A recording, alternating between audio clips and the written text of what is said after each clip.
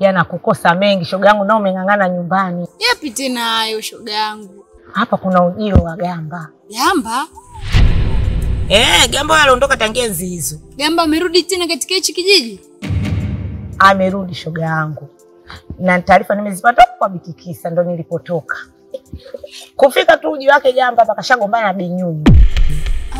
Usiniambie. Na Binyunyu amesema kwamba ndoto za Dr. Chilo na Gamba hatahakikisha zinazikwa kwenye ardhi hii ya Mamboleo. Kumbe ndo mpango wao huo. Visa vifo matukio, wakunga wasio na elimu, kijiji kina mwaga damu. Mamboleo, chawi, chuki, visa vifo matukio, Mamboleo, wakunga wasio na elimu, Mamboleo, kina mwaga damu. Mamboleo.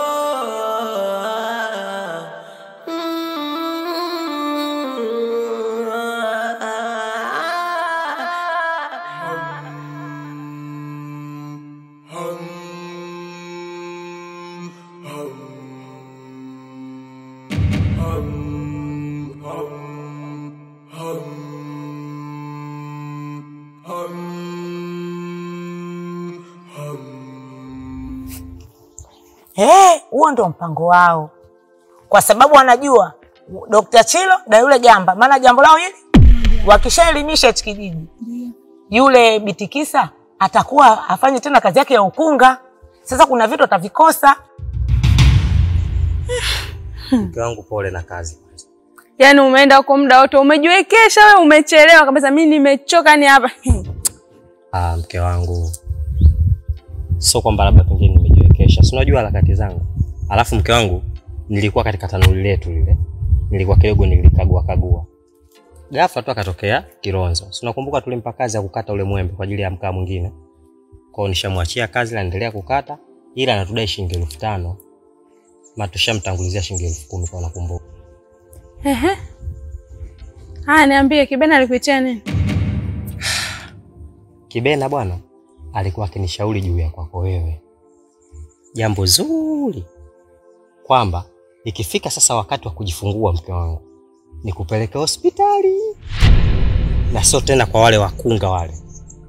Hicho ndo alikuwa akinishauri. Tena alikuwa akinisisitiza mke wangu wewe. Hapo ndo nilipogundua kumbe rafiki yako mnapendana sana, kwa sababu mtu ambaye rafiki mzuri mke wangu ni yule ambaye anayekutakia mema. Ni vitu gani hivyo? Hapo mazangu waka sijui. Na hivyo sikai sana shoga yangu, nataka niondoke nisindikize. Sawa, tengu sindikize. Sikai, maana kuna uko busy na vyombo hapa. Ndio kama hivyo unavyoniona umezaka uko nyumbani hapo, nitakushida nyumbani tu. Nije siku kuzurura tu.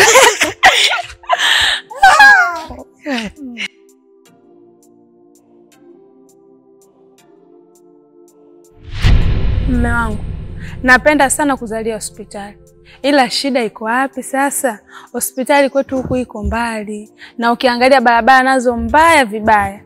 Alafu na hii mvua inaonyesha. Unafikiri itakuwa salama kweli mimi hiyo siku ninayopata uchungu kwenda huko hospitali na mbali? Mke wangu, unachokizungumza ni kweli kabisa.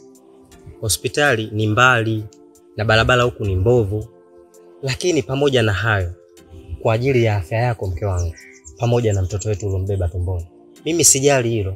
Kama mumeo nitahakikisha napambana mpaka nikufikisha hospitali kwa hali na mali, kwa ajili tu ya usalama wako. Mume wangu, yaani naogopa sana. Unajua naogopa?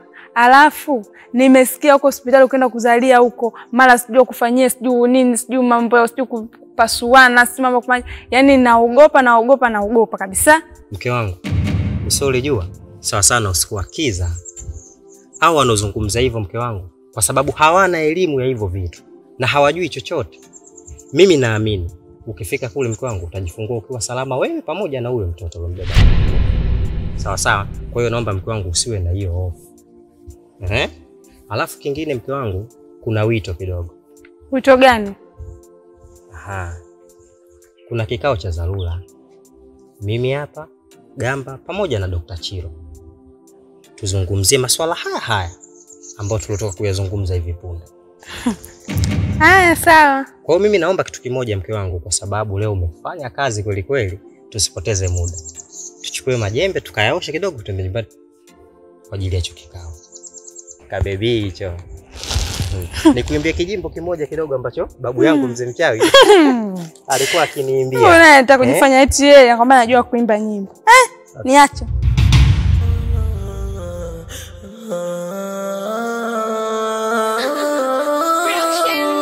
Ilianza kama utani, hali kazidi kijijini. Wapi mwokozi usiku mchana palaliki. Dunia imeharibika, Baba wa mbingu shusha baraka. Si wana shida tunateseka kijijini,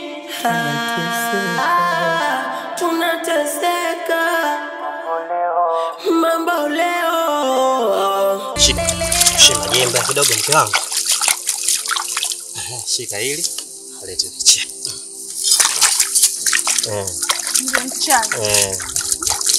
Kwambie baby nakupenda. Okay? Mimi kwa ajili yako tantoa leo. Hakuna maendeleo kijiji chetu cha mambo leo.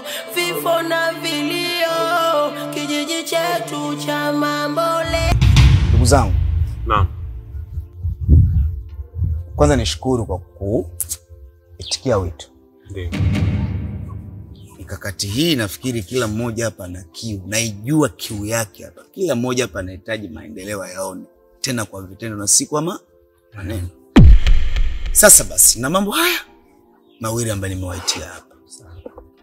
Mr. Lamwewe, jambo la kwanza nilikuwa nafikiria kwamba tumfikie mkunga.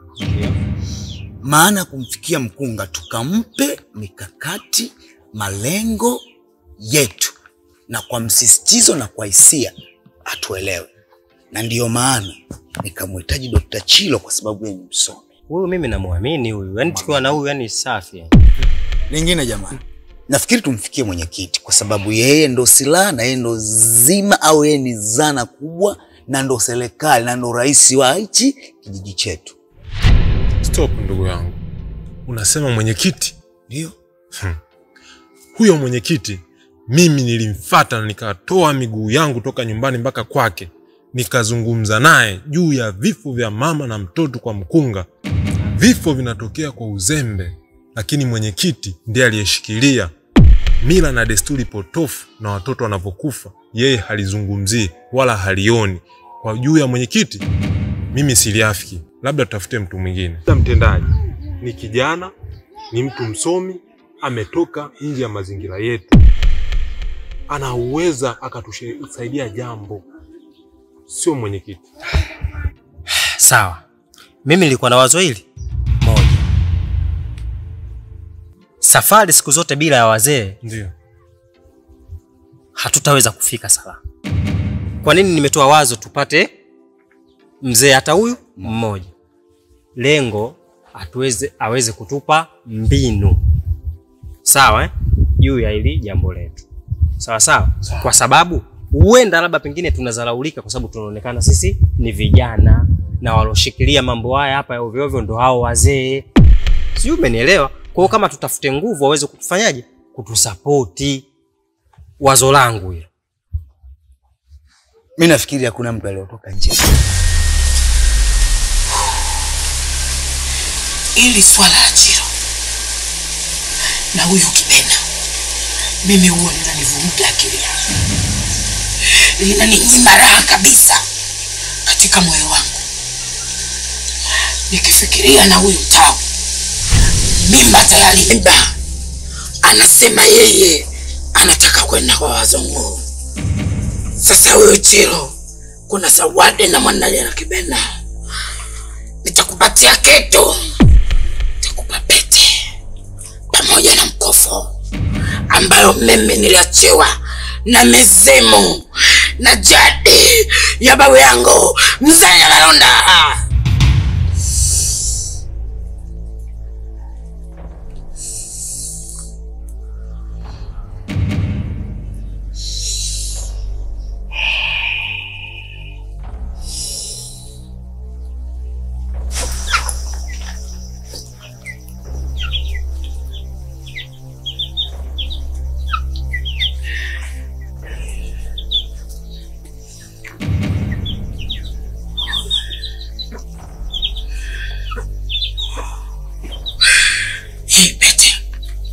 Ukiona kwa macho utasema ni pete ya kawaida.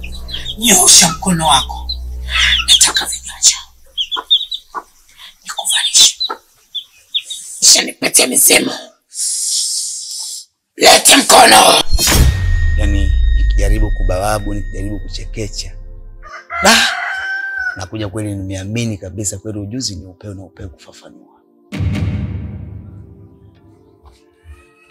Sawa, nimewaelewa. Kila mmoja nimemuelewa, lakini ilikuwa na mimi kidogo nimeongezea kitu hapa. Hivi ni kwa nini tusianze na hawa watu wetu wa karibu? Mfano, tuna mama yetu pale sisi, Mama Chilo. Sawa, una shemeji na hawa wengine. Tukichanganya na hawa vijana 5 au 10 ambao sisi tuna plan ya kuwatafuta, tukiwa na nguvu yetu sisi kwanza. Huyu mama yetu Mama Chilo ni mtu mzima, pia ni muelewa, ana uwezo wa kutuongoza tukampata mzee ambaye aliyokuwa sahihi. Aswa. Nimefurahi hilo wazo. Unaona sisi hapa ni mafiga matatu. Tunaweza tukapika ugali wa watu 10 mpaka 15 mpaka 20. Yes. Ina maana kwamba sisi tukianza na nyumbani kwetu, tukianza kuwaelimisha, ina maana mimi nikimwelimisha mama yangu, huyu akimwelimisha mke wake, na wewe pia tutafanya kitu. Yaani kuhusiana swala la mke wangu jamani, mimi namshukuru Mungu. Nimepata mwanamke kiukweli nampenda, ananipenda. Na ndio maana ananisikiliza. Kwa hiyo jamani. Hongera sana. Kwa hiyo jamani, ndugu zangu, tunafanyaje?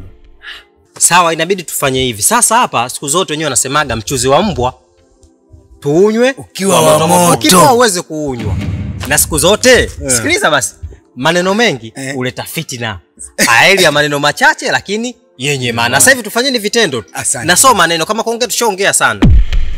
Maana maneno mengi huleta fitina. Yaani kweli. Aheri ya maneno machache lakini yenye maana. Sasa tutawasiliana baadaye. Basi haina shida. Mimi niko zangu hapo nyumbani, kuna mambo niyaweke sawa, baadaye tutawasiliana. Haya, basi sawa, mimi acha niende zangu bondeni. Jamani, mnajua mimi ni mtu wa kilimo. Kilimo kwani kaweke masuala yangu kidogo. Unajua? Haina shida. Tatizo? Tunashukuru.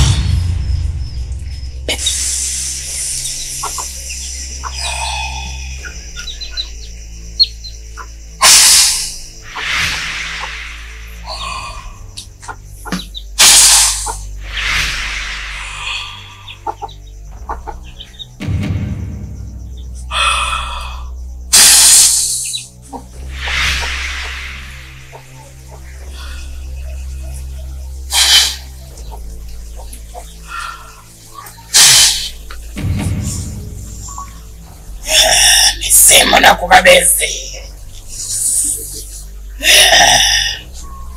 Akiona yepete ataingiwa na tamaa. Halafu akikwambia umevipata wapi, utamwaga nirudi navyo nilipokwenda kumtembelea dada yako. Kisha na mimi nilikuona kwa wewe ni rafiki bora katika kijiji hicho. Nimekuletea zawadi ya mkufu. Mkufu huo nitakukabidhi. Sasa Binyunyu akigundua je?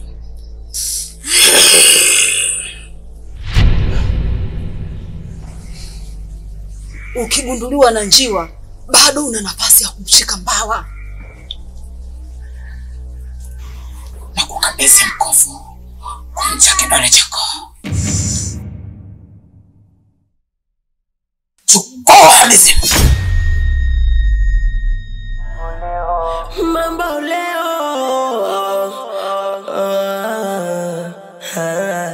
No.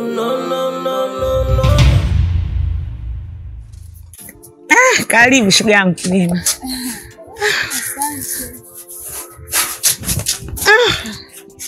Leo umenikuta nyumbani, maana sikuzurura.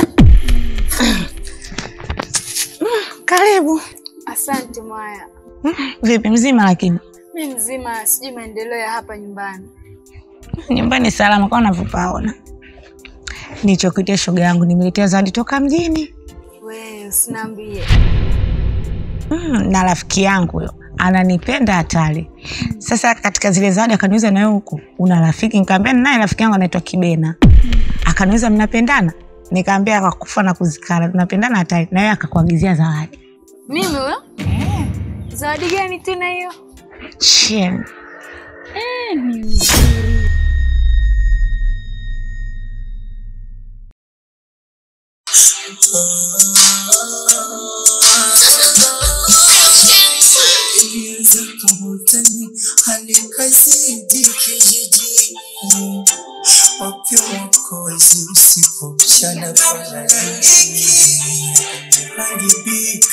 Baba wa mbingu shusha baraka, si wana shida tunateseka.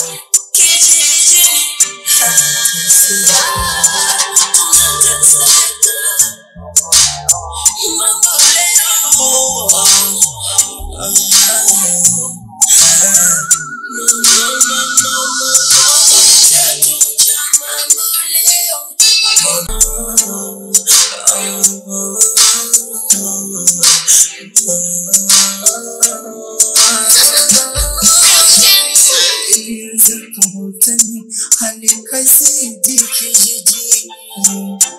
wakiwa kwa usiku mchana.